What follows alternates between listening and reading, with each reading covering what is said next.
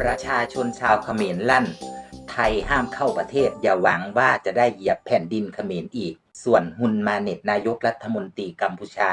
โพสต์ผ่านเฟซบุ๊กว่าเนื่องจากสถานการณ์ตามชายแดนได้คลี่คลายลงแล้วทางกัมพูชาพร้อมเปิดด่านเพื่อค้าขายกับประเทศไทยอีกครั้งหวังว่าประเทศไทยจะให้ความร่วมมือและตอบรับคำเชิญจากเราส่วนเสด็จพ่อฮุนนั้นยังไม่มีคำสั่งค่ะแต่คุณวาสนานานุ่วมสื่อข่าวสายทหารได้โพสต์บอกว่าพบทหารเขมรเสริมกำลังเตรียมพร้อมเชิงยุทธการแถวซัมแตโอนตวนภูผีสัตตโสมช่องตะเท่าซึ่งคุณวาสนานานุ่วมได้โพสต์วันเดียวกันกับชาวเขมรและนายกคุณฮุนมาเน็ตค่ะคงไม่ต้องถามหรอกนะคะว่าการที่ทหารเขมรเสริมกำลังแบบนี้เป็นคำสั่งของใครอะค่ะคงมีคนเดียวนั่นแหละค่ะเสด็จพ่อฮุนนั่นแหละค่ะขอถามหน่อยนะคะ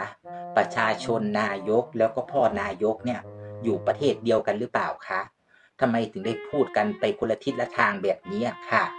ปรึกษากันก่อนก็ดีนะคะหรือว่า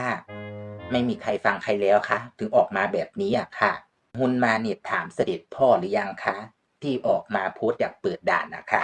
ส่วนเสด็จพ่อฮุนก็จะลบอย่างเดียวเลยนะคะคุณพ่อคุณพี่ฮุนคะส่วนประชาชนชาวเขมรที่พูดบอกว่าไทยห้ามเหยียบแผ่นดินเขมรนั้นน่ะค่ะแม่อยากรู้ว่าแม่ต้องดีใจหรือเสียใจคะบอกแม่หน่อยค่ะแม่ขอถามหน่อยนะคะว่าไปแล้วคนไทยจะได้ประโยชน์อะไรคะถึงกล้าออกมาโพสต์ห้ามคนไทยไปเหยียบแผ่นดินเขมรแบบนี้อะค่ะคือต้องการให้ไทยไปง้อแบบนี้หรือเปล่าคะ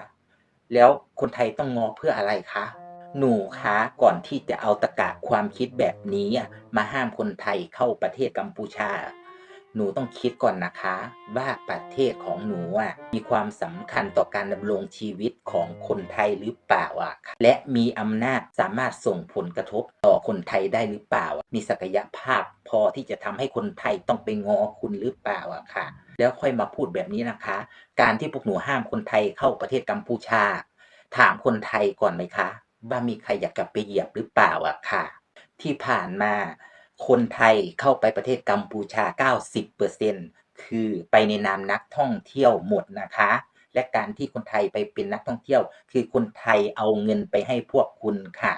เอาเงินไปเสริมสร้างเศรษฐกิจให้ประเทศพวกคุณค่ะไม่ได้ไปขอทานเหมือนคนเขมรที่เข้ามาประเทศไทยเพื่อขอทานนะคะลูกจำไว้ค่ะ